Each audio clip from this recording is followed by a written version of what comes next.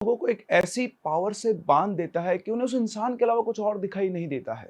जब 2 लोग प्यार में होते हैं, तो वो एक-दूसरे से बहुत बड़े-बड़े वादे करते हैं, लाइफ टाइम तक साथ रहने के। कुछ लोग कहते हैं कि मरने के साथ भी बाद भी और मरने से पहले, दोनों ही टाइम पर वो एक-दूसरे के साथ रहेंगे। लेकिन कुछ लोगों के लिए ये चीज़ वाक़ई में सच साबित हो जाती है। हमारा समाज, समाज के लोग किसी न किसी बेसिस पर इन 2 प्यार करने वालों को अलग करने की कोशिश करते हैं और कई बार वो उसके अंदर सफल भी हो जाते हैं। चाहे वो उनको समझाकर हो, चाहे उनको मारकर हो। लेकिन कुछ लोग अपने प्यार के लिए इतने प्रतिबद्ध होते हैं कि वो मरने के बाद भी वापस आते हैं और उसके बाद उन्हें कोई भी अलग नहीं कर सकता। जी हाँ, कुछ ऐसा ही है हमारे आज के इंसिडेंट के अंदर जो हमारे साथ शेयर किया है कनक ने, जो कि मुंबई में रहती हैं और वहां पर एक लार्ज कॉर्पोरेट सेक्टर के अंदर जॉब करती है। कनक का पूरा परिवार साइंस बैकग्राउंड से, उसके मम्मी पापा डॉक्टर हैं, उसका भाई इंजीनियर है और कनक पैरानॉर्मल के अंदर 0% विश्वास रखती है। उसके हिसाब से ये लोगों की बनाई हुई बातें हैं, इसके अलावा कुछ भी नहीं होता। छोटे बच्चों को डराने के लिए कहानियां बनाई जाती है, लेकिन उसका सामना हुआ एक ऐसी सच्चाई से जिसने उसकी सोच बदल के रख दी। जब वो पहुंची अपने दादा दादी के घर, जो कि सीकर का एक डिस्ट्रिक्ट के अंदर एक छोटा सा विलेज है, उस विलेज का नाम है भूमा। तो अगर तुमने भूमा नहीं घूमा तो फिर क्या घूमा। इस कहानी को सुनने के बाद आपकी भी इच्छा होगी कि आप भी इस भूमा विलेज के अंदर घूम कर आए और इस चीज को एक्सपीरियंस करके आए। चलिए कहानी में आगे बढ़े उससे पहले अगर आपके पास कोई रियल स्टोरी है या फिर कोई सुपरनेचुरल एक्सपीरियंस है तो आप हमारे साथ शेयर कर सकते हैं हमारी इन दी गई आईडीज पर, या फिर हमारे इस व्हाट्सएप नंबर पर भी आप अपनी स्टोरीज को वॉइस नोट में या फिर रिटर्न फॉर्म के अंदर शेयर कर सकते हैं। इसी के साथ साथ हमारे और आपके बीच के प्यार को बढ़ाने के लिए हम लोगों ने लॉन्च कर दी मेंबरशिप, जिनकी सारी डिटेल्स आप स्क्रीन पर देख सकते हैं। यहां पर आपको मिलने वाले एक्सक्लूसिव मेंबरशिप पर्क्स, लाइक आपको मिलेंगे special badges, members only live chats और हमारे होंगे मेंबर्स ओनली लाइव सेशंस, जिनमें हम और आप इंटरेक्ट करेंगे, बहुत सारी चीजों के ऊपर बात करेंगे, आपके जो भी इश्यूज हैं उनको रिजॉल्व करेंगे। It would be like ask me anything sessions but only and only for members. So don't wait, अभी ज्वाइन करें हमारी चैनल मेंबरशिप्स। तो कनक जो मुंबई की लाइफ स्टाइल सभी जानते हैं, बहुत भाग दौड़ भरी जिंदगी, थकना मना है और उसी के साथ साथ एक कॉर्पोरेट कल्चर के अंदर जब आप काम कर रहे होते हो तो टाइम की एक लिमिट नहीं होती। 12 घंटे, 14 घंटे, 15 घंटे तक आपको काम करना होता है। तो बहुत लंबे टाइम से कनक ये सोच रही थी कि वो अपने दादा दादी के घर पे जाएगी रिलैक्स करने के लिए, क्योंकि स्कूल, कॉलेज और फिर प्रोफेशनल लाइफ की जॉब के बाद पिछले 10-12 सालों से अपने गांव पहुंच ही नहीं पाई। तो इस बार जब उसने छुट्टी लेने का मन बनाया तो उसने डिसाइड कर लिया था कि वो शहर की चिल पौ से दूर सीधा जाकर गांव के अंदर रिलैक्स करेगी, अपने दादा दादी से भी मिलेगी और उसी के साथ साथ अपनी बचपन की यादों को ताजा करेगी, क्योंकि बचपन में वो हर साल अपनी दादा दादी के गाँव भूमा जाया करती थी। कनक गांव पहुंचते, क्योंकि बहुत सालों बाद वो गांव पहुंची थी, तो गांव के अंदर बहुत कुछ बदल चुका था। वो टहल घूमकर पूरे गांव को अच्छे से देख रही थी। उसके जो पुराने दोस्त, बचपन के दोस्त, जो छोटे छोटे दोस्त हुआ करते थे, उनसे वो घर घर जाके मिल रही थी और सब बचपन के दोस्त आपस में मिलकर बहुत खुश थे। 3-4 दिन उसके उसी गांव में गुजर चुके थे। एक दिन की बात है, शाम को खाना वगैरह खाकर रात को तकरीबन 7 साढ़े 7 बजे के आसपास वो ऐसे ही घर से बाहर टहलने निकली अपनी दादी को बोलकर कि मैं गांव का चक्कर लगा के आती हूँ। तो उसकी दादी बोलती है कि बेटा हाँ तो घूम तो ले, बट उधर ना खेतों की तरफ मत जाना, क्योंकि रात के टाइम पर वहां पर जंगली जानवर होते हैं, तो उनसे बहुत खतरा होता है, इसलिए और तू कहीं पर भी टहल ले पर उन खेतों की तरफ मत जाना। तो बोला हाँ दादी मैं ध्यान रखूंगी, ऐसी कोई दिक्कत नहीं है। तो उसकी एक बहुत फास्ट फ्रेंड थी गांव के अंदर, उसका नाम था रतन। ये और रतन दोनों गांव में टहल रहे थे। फिर वो जाकर एक जगह पर बैठ गए और जाने कहां से इन दोनों के बीच में भूत प्रेत और आत्माओं की बातें शुरू हो गई। जैसे ये बातें शुरू हुई तो कनक हंसते हुए रतन से बोलती है कि तू पागल है क्या, ये भूत वूत कुछ भी नहीं होते हैं, दुनिया कहां से कहां निकल गई और तुम लोग अब भी इन बातों को मानते हो। अब ये बात रतन को काफी चुभ गई। रतन भी अच्छी खासी पढ़ी लिखी थी और वो भी वर्क जॉब किया करती थी। बस फर्क इतना था कि वो मुंबई जैसे मेट्रोपॉलिटन शहर के अंदर नहीं थी, तो उसको बड़ा अजीब सा लगा। तो गुस्से में आकर वो कनक से बोलती है, अच्छा भूत वूत नहीं होते ना, तो चल ठीक है जा, तू वो खेतों के अंदर जाके दिखा, फिर मैं तेरे को मान जाऊंगी कि भूत वूत कुछ भी नहीं होते। तो कनक बोलती है कि नहीं, मुझे दादी ने मना किया है कि उस खेत के अंदर जंगली जानवर हैं, अगर किसी जानवर ने मुझ पर हमला कर दिया तो। रतन बोलती है हंसते हुए, बस अरे पागल, तेरी दादी ने तुझे झूठ बोला है। उस खेत में, इस पूरे गांव में कोई जंगली जानवर नहीं है, उस खेत के अंदर जंगली जानवर कहां से आएंगे। तेरी दादी भी इस बात को जानती है कि वहां पर कुछ है, क्योंकि तू शहर से आई है तो इन बातों पर विश्वास नहीं करेगी, इसलिए तेरी दादी ने तुझसे ये कहा कि उस खेत के अंदर जानवर है तो वहां पर मत जाना। जैसे रतन ने बोला, कनक बोलती तू क्या बकवास कर रही है, अगर उन खेतों के अंदर जानवर नहीं है तो फिर कौन रहता है।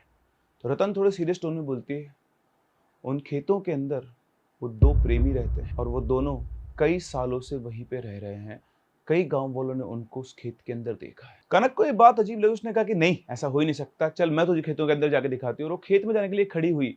जैसे ही वो खड़ी हुई, रतन उसको रोकते बोला, नहीं नहीं नहीं, सुन, आज नहीं, कल पूर्णिमा की रात है, कल चलते हैं। और मैंने ऐसा सुना है कि पूर्णिमा की रात को जरूर जरूर जरूर दिखाई देते हैं, और मैं भी तेरे साथ चलूंगी। मैं भी ये जानना चाहती हूँ कि ये सब लोग, ये वाकई में सच है या फिर गांव वालों ने खबर उड़ाई हुई है कि रात को खेतों के अंदर कोई गलत काम ना करे। मुझे अभी तक कोई भी ऐसा इंसान नहीं मिला जो मेरे साथ इस खेत में जाने को तैयार हो। तू तैयार हो गई है तो हम दोनों साथ में ही चलेंगे। तो दोनों ने डिसाइड किया कि कल रात को करीबन 11 साढ़े 11 बजे के आसपास ही दोनों मिलकर खेतों में जाएंगी और ये चेक करेंगी कि वाकई में सच है या फिर गांव वाले किसी चीज से डर रहे हैं। इन्होंने ये भी ध्यान रखा कि किसी को भी भनक तक नहीं लगनी चाहिए। अगर किसी को पता लग गया तो हम वहां जा भी नहीं पाएंगे और डांट पड़ेगी जो अलग है। तो उन्होंने बिल्कुल फुल प्रूफ प्लान बनाया। रात को जब सब लोग सो गए, जैसे कि आप जानते हैं गांव के अंदर लोग जनरली जल्दी ही सो जाते हैं, तो चुपचाप से कनक अपने घर से बाहर निकलती है। जो टाइम इन्होंने फिक्स किया था सेम उसी टाइम पर रतन भी कनक के घर के पास में जाती है और ये दोनों निकल पड़ते हैं अपने मिशन पर। तो जो खेत थे उनमें जाने का एक सीधा रास्ता था जिससे पगडंडी बनी हुई थी, लेकिन इन्होंने उसको चूज नहीं किया क्योंकि इन्हें कोई भी देख सकता था, वो बिल्कुल प्लेन रास्ता था। इन्होंने दूसरा रास्ता चूज किया, उसी के जस्ट पास में बाजरे के खेत थे। उन बाजरे के खेतों में से इन दोनों ने घुसकर उस खेत की तरफ जाना शुरू किया। चांदनी रात थी, सब कुछ दिख रहा था इन लोगों को जितना इनका विजन में आ रहा था, लेकिन कोई इनको नहीं देख सकता था। चुपचाप चुपचाप धीरे धीरे उस खेत की तरफ बढ़ रहे थे और नीचे सूखे पत्तों पर चलने की इनको आवाज आ रही थी। चलते चलते अचानक से कनक को लगता है कि कोई उसके पीछे है या उसका पीछा कर रहा है। उसने पीछे घूम के देखा तो वहां पर कोई भी नहीं था। तो उसे लगा कि उसको रतन ने जो बात बताई उसकी वजह से उसके दिमाग में चीजें घूम रही है और वो कुछ ज्यादा ही सोच रही है। करीबन 15-20 मिनट चलने के बाद ये लोग उस पर्टिकुलर एरिया में पहुंच चुके थे जिसके बारे में ये सब लोग कहा करते थे, जहां पर एक पेड़ था और पूरा प्लेन जमीन थी। दोनों वहां जाकर बैठ गए छुपकर, वही एक बाजरे के जो खेत था उसके ओट लेकर ही बैठ गई और बैठकर दोनों के दोनों बात करने लगे। सबसे पहले तो मैं इन दोनों की हिम्मत की दाद देना चाहूंगा कि ये पता होते हुए भी रात को करीबन 12 बजे के टाइम के आसपास, मतलब 12 क्रॉस कर चुके थे इन लोगों को निकलते निकलते। आई थिंक मेरे हिसाब से घर से निकलते 11:45 के आसपास का टाइम था और 12:10 12:15 के आसपास ये लोग वहां पहुंचे और वहां बैठकर ये लोग आपस में बातचीत कर रहे थे। 1 घंटे तक ये चारों तरफ देखते रहे, कोई दिखेगा, लेकिन कोई नहीं आया। कनक ने अपनी घड़ी देखी और रतन से बोली, सुन, रात के 1:20 हो गए, कहाँ है तेरे भूत? कोई भूत वूत नहीं बहन, यहाँ पर लोगों ने फालतू बातें बनाई हुई है। इतना बोलते ही एक बहुत भारी हवा का झोंका कनक और रतन से टकराया। दोनों हिल गई बुरी तरह से और हिलते हुए दोनों एक दूसरे की तरफ देखने लगे। उनको ऐसा लगा कि वाकई में कोई चीज आके उनसे टकराई है। थोड़ी देर उन्होंने एक दूसरे को देखा और उसके बाद चारों तरफ देखा, उन्हें कुछ भी दिखाई नहीं दिया। वो चुपचाप थोड़ा सा उन पेड़ों की ओट के अंदर जाकर छिप गई और 10-15 मिनट तक चारों तरफ देखती रही। जब उन्हें कुछ भी दिखाई नहीं दिया तो दोनों एक दूसरे को देखकर हंसने लगी खड़ी होकर कि यहाँ पर कुछ भी नहीं है। अब इस टाइम पर उन दोनों के फेस एक दूसरे की तरफ थे। रतन सामने खड़ी थी, कनक उसको ऐसे देख रही थी और जस्ट वो खड़े होकर उनकी नजरें मिली थी कि तभी रतन की नजर से पीछे पड़ी और उसकी आंखें खुली की खुली रह गई। कनक ने उसको देखा और उसको लगा, सुन क्या हो गया तुझे? और बस वो कुछ नहीं किया, वो एक ही तरफ देख के उसने आंखें से उसने कुछ बहुत अजीब चीज देख लियो। कनक भी उसकी नजर की तरफ मुड़ी और फिर जो उसने देखा उसे अपनी आंखों पर विश्वास नहीं हुआ। वो कहती है कि शायद कोई इस बात को नहीं मानेगा, लेकिन उसने अपनी आंखों से इस चीज को एक्सपीरियंस किया है। सामने से 2 वाइट कलर की शैडोज चलती जा रही हैं जो कि ह्यूमन फिगर्स, और साफ साफ उनको देख के पता लग रहा है कि उनमें से एक लड़का है और एक लड़की है। दोनों ने एक दूसरे का हाथ पकड़ा हुआ है और जैसे मान लो आप टहलते हो ना, ऐसे वो उस खेत के अंदर टहल रहे हैं और टहलते टहलते वो इन दोनों के पास में आए। कनक और रतन दोनों की हालत टाइट हो चुकी है, अब उनका क्या होगा, लेकिन उनकी आंखों के सामने वो दोनों के दोनों उनकी बॉडी के बीच में से क्रॉस करके आगे निकल गए। इन दोनों को भरोसा नहीं हुआ कि उन्होंने जो देखा वो सही था या नहीं, इसलिए वापस से पीछे घूमे और पीछे घूम के देखा तो सब कुछ असली था। अभी भी वो दोनों हाथ पकड़कर टहलते हुए जा रहे थे। उनको समझ में नहीं आया कि उन्होंने क्या देख लिया। तभी रतन ने अपनी घड़ी में टाइम देखा तो एग्जैक्ट 1:45 हो चुके थे। उसने कनक को भी टाइम दिखाया। यहाँ मैं आपको बता दूं कि इस गांव के अंदर जो कहानी थी वो यही थी कि रात को करीबन 1:30 से 2 बजे के बीच में ही लोगों को ये आत्मा दिखाई देती है। इसका क्या राज है ये आपको आगे चलने पर पता लगेगा, लेकिन ये देखने के बाद अब इन दोनों के अंदर बिल्कुल भी हिम्मत नहीं रही।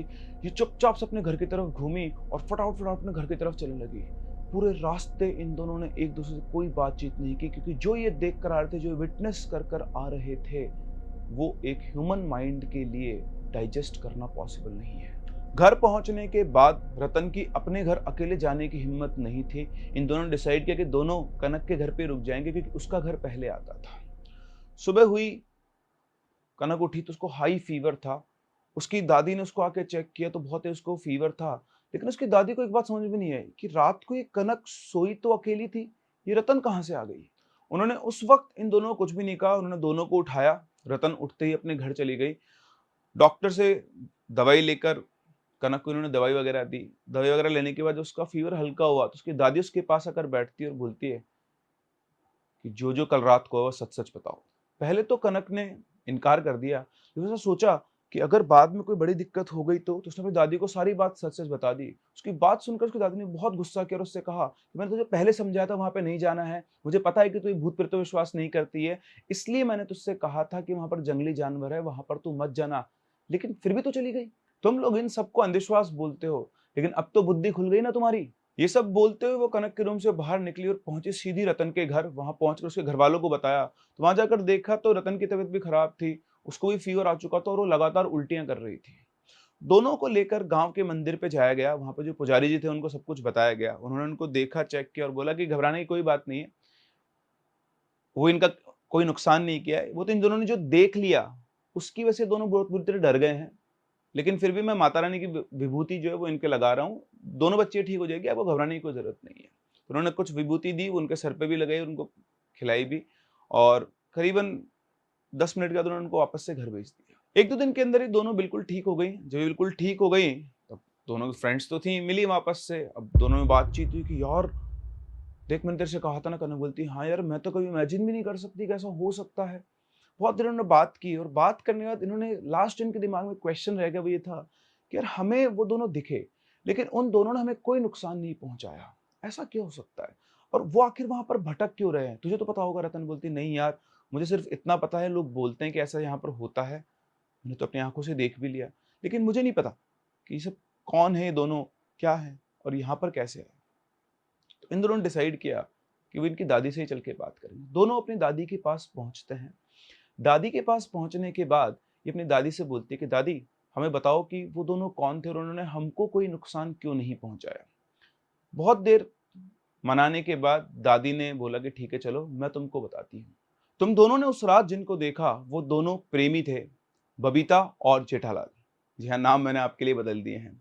तो बबीता और जेठालाल एक दूसरे से बहुत प्यार करते थे और वो इस गांव में हमेशा के लिए बस गए हैं और उस खेत के अंदर उनका डेरा है। वो उसी खेत के अंदर क्यों रहते हैं उसके पीछे की भी कहानी है। तो बोलती दादी हमें बताओ ना कि क्या कहानी है। तो वो बताना शुरू करती है कि बबीता इस गांव के एक जमींदार की बेटी थी जो कि कास्ट से राजपूत थे। बबीता बहुत सुंदर थी, पूरे गांव में उसके चर्चे थे और उसमें लड़कियों वाली शर्म और शांति नहीं थी। वो बिल्कुल बेबाक थी और मुंह के ऊपर कुछ भी बोल दिया करती थी। उनकी बात सुनकर इन दोनों को एक्साइटमेंट आ गई और पूछते अच्छा फिर जेठालाल। तो उनकी दादी बताती है कि जेठालाल जो था वो एक नॉर्मल लड़का था, वो बबीता के घर पे ही काम किया करता था। जेठालाल के जो पिताजी थे वो इनके खेतों के अंदर मतलब इनके खेत संभाला करते थे और जेठालाल उस घर के अंदर छोटे मोटे काम कर दिया करता था। लेकिन जेठालाल एक बहुत ही सुंदर नौजवान था, पूरे गांव में उसके जैसी सुंदरता भी किसी के पास नहीं थी। और ये दोनों जब साथ खड़े हुआ करते थे तो बहुत ही सुंदर लगा करते थे, जैसे भगवान ने इन दोनों को एक दूसरे के लिए ही बनाया है। इसी के साथ साथ जो जेठालाल था वो पढ़ने में भी बहुत अव्वल था और कई बार बबीता की मम्मी जेठालाल को बोल दिया करती थी कि वो बबीता को पढ़ा दिया करे। अब पढ़ते पढ़ाते इनकी इक्वेशन कब सेट हो गई किसी को पता ही नहीं चला और इन दोनों के बीच में प्यार बढ़ता गया और दोनों दूसरे के प्यार में खो गए। अब क्योंकि घर पर ये खुलकर बातचीत नहीं कर पाते थे तो इन लोगों ने डिसाइड किया कि वो रात के टाइम पर उस खेत पर मिला करेंगे। तो देखो एक गाना यहाँ पर गलत हो गया है कि मैंने खेतों पे बुलाया वो तो आई नहीं, वो आई और ये पूरी पूरी रात खेत पर बैठा करते थे, एक दूसरे से बहुत बातचीत किया करते थे और सुबह होने से पहले दोनों के दोनों अपने अपने घर चले जाया करते थे। लेकिन इश्क छुपाए नहीं छुपता। गांव के कई लोगों की इन पर नजर थी क्योंकि लोगों को ऐसा लगता था, उनको देखते लगता था कि दोनों की जोड़ी बन सकती है। और उसी के साथ साथ क्योंकि बबीता बहुत सुंदर थी तो गांव के और लड़कों की भी उसके ऊपर नजर थी। इन्हीं में से कुछ थे बबीता के भाई के दोस्त और धीरे धीरे इनके हाव भाव रंग ढंग देखकर उन लोगों ने इनके ऊपर नजर रखना शुरू किया और कुछ ही दिनों में ये लोग कंफर्म हो गए कि इन दोनों का चक्कर चल रहा है और रात के टाइम पर ये बाजरे के खेतों में जाकर मिलते हैं। जैसे उन्हें बात कंफर्म हुई, वो बबीता के भाई के पास जाकर उसको सारी बात बता देते हैं और रात के टाइम का ये प्लान बनाते हैं। तो जब बबीता और जेठालाल दोनों वहां बाजरे के खेत में पहुंचकर बैठकर बात कर रहे थे, अचानक से वो लड़के उसके भाई मयंक और उसके पापा दोनों को लेकर वहां पर उनके सामने पहुंच जाते हैं। उनको देखते ही वो उसको जेठालाल को पकड़ के मारना पीटना शुरू करते हैं और थोड़ी उसको पीटने उसके पापा उसको रोकते हैं, रुक जा छोरा। फिर उसके बाद वो जेठालाल के पास जाके बोलते हैं कि देख छोरा, थारो बाप मारे अठे ना घना साला से काम कर रहे हो और वो हमारो बहुत वफादार छे। अगर तू राजा राम को छोरो कोन होतो तो मैं तने अठे गाड़ देतो, पर तू ध्यान राखजे, आखिरी बार तने छोड़ रही छू, मारी छोरी से दूर हो जा। पढ़ाई में तू बढ़िया छे, पढ़ाई कर। आज के पाछे तू कदे भी मारी छोरी के आसपास दिख्यो तो ध्यान राखजे, तन्ने मैं ई खेत के अंदर गाड़ दूं और मिलनो तो छोड़, थारी जबान पर इको नाम है ना दोबारा तो तने गांव में रहबा कौन दूंगा, समझ गो। इतना कहकर वो बबीता को पकड़ के अपने घर पे ले जाते हैं। घर पहुंचते ही बबीता की मम्मी उसको पकड़ के पीटना शुरू करती, नरक जली करम जली, तेरे को नौकरी मिला था चक्कर चलाने के लिए, अभी उम्र ही क्या है तुम्हारी। और इतना कहकर वो बबीता को एक कमरे के अंदर बंद कर देते हैं। आई होप आप लोग समझ चुके होंगे। तो जो बबीता के फादर थे उन्होंने जेठालाल को कहा कि आज के बाद दोबारा तुझे इससे मिलने की जरूरत नहीं, तू मेरे वफादार नौकर का बेटा, सिर्फ इसलिए मैं तुझे छोड़ रहा हूं। इस इंसिडेंट के बाद पूरा परिवार डिसाइड करता है कि बबीता की जल्दी से जल्दी शादी कर दी जाए और उसके लिए एक लड़का ढूंढा जाता है। जी आप समझ गए होंगे, अय्यर, जो कि इसी के भाई मयंक का दोस्त था और उसकी बहुत टाइम से बबीता के ऊपर नजर थी। वो ये चाहता था कि बबीता उसकी हो जाए। बड़ा दिल फेंक लड़का था और आज उसका सपना पूरा हो रहा था। एक्चुअली अय्यर ही वो इंसान था जिसने उसके भाई को बबीता और जेठालाल के बारे में बताया था। किसी तरह से बबीता और जेठालाल दोनों मिले और उन दोनों ने डिसाइड किया कि जेठालाल बहुत अच्छे से जानता था कि वो उसके पापा से बात करेगा तो भी वो मानेंगे नहीं। तो उन्होंने डिसाइड किया कि वो उस गांव को छोड़कर, जगह को छोड़कर ही भाग जाएंगे। और अगली रात फिर उन्होंने पूरा प्लान बनाया, लेकिन पता नहीं कैसे बबीता के भाई मयंक को ये बात पता लग गई और उन्होंने ये सब कुछ होने दिया। ये दोनों घर से भागे, ये लोग उनका पीछा कर रहे थे। मयंक, उसका चाचा और उसके दो दोस्त, इन चारों ने मिलकर जब ये लोग वहां से भाग रहे थे, क्योंकि इनका प्लान था कि वहीं बाजरे खेत में मिलेंगे, तो ये लोग पहले से ही वहां पे जाकर छुपकर बैठ गए थे। और जब दोनों वहां पहुंचे तो उन्होंने बाहर निकलकर इन दोनों को पकड़ लिया। इनको पकड़ने के बाद सीधा मयंक जो है वो जेठालाल के पास आता है, उसके गिरबान पर बोलता है, क्यों रे जेठा, पापा ने तेरी जान बख्श दी, तब भी तेरे को अक्ल नहीं आई, साले अपने मालिक की बेटी से शादी करेगा, औकात भूल गया तू अपनी। देखते ही बबीता रोते हुए अपने भाई से बोलती कि भैया हम दोनों को छोड़ दो, हम दोनों एक दूसरे से बहुत प्यार करते हैं, हम लोग यहाँ से बहुत दूर चले जाएंगे, आप लोग किसी को भी हमारे बारे में कुछ भी पता नहीं चलेगा। तो इधर से उसको खींच के 2 थप्पड़ मारता मयंक और बोलता है, पता तो तुम्हारा अब भी किसी को नहीं चलेगा, पहले मैं इस जेठा से निपट लूं फिर तेरा हिसाब करूंगा बहना। ये चारों लोग मिलकर जेठालाल को बहुत बुरी तरह से मारना शुरू करते हैं और हद तो तब हो जाती है जब इनके चाचा पेट्रोल की बोतल निकाल के उसके ऊपर डालते हैं और उसको आग के हवाले कर देते हैं। इस पूरे इंसिडेंट के दौरान जिनका दोस्त था विनय, उसने बबीता को पकड़ा हुआ था और जैसे ही उसको आग लगी वो बुरी तरह से घबरा गई और उसको अपने आंखों सामने जलता हुआ देख रही थी। उसने जैसे तैसे हाथ छुड़ाकर वो सीधी गई और उसने भी जाकर जेठालाल को पकड़ लिया और दोनों के दोनों एक साथ जलने लगे। ये चारों लोग नशे में थे और दोनों को जलते हुए देख रहे थे। इन्होंने एक बार भी कोशिश नहीं की कि इन दोनों को बचाया जाए, क्योंकि वो चाहते ही ये थे, क्योंकि उनकी बहन उनके हिसाब से उनके लिए कलंक बन चुकी थी और उस लड़के को तो ये सबक सिखाना ही चाहते थे। जब तक वो मर नहीं गए वो लोग वहीं पर खड़े रहे। क्योंकि इनके परिवार का दबदबा बहुत था तो इस पूरी बात को दबा दिया गया। पुलिस केस वेस कुछ भी नहीं हुआ और जैसे ही खबर फैली, पता लगा लोगों को, जो जेठालाल का परिवार था वो गांव छोड़कर भाग गया। उस दिन के बाद से वो आत्मा ने गांव वालों को परेशान कर दिया। जो भी रात के टाइम पर खेत में जाता वो उन्हें दिखाई देते और कई गांव वाले खेतों के अंदर घायल अवस्था में मिले। इसलिए रात के टाइम पर गांव वालों ने खेत में जाना ही बंद कर दिया और ये सब कुछ तब तक नहीं रुका जब तक उन दोनों ने अपना बदला नहीं ले लिया। कनक इस बात को सुनकर बोलती, बदला? कैसा बदला? आत्मा कैसे बदला ले सकती? तो इनकी दादी ने बताया कि जिस टाइम इनकी मौत हुई उस टाइम पर टोटल 5 लोग थे।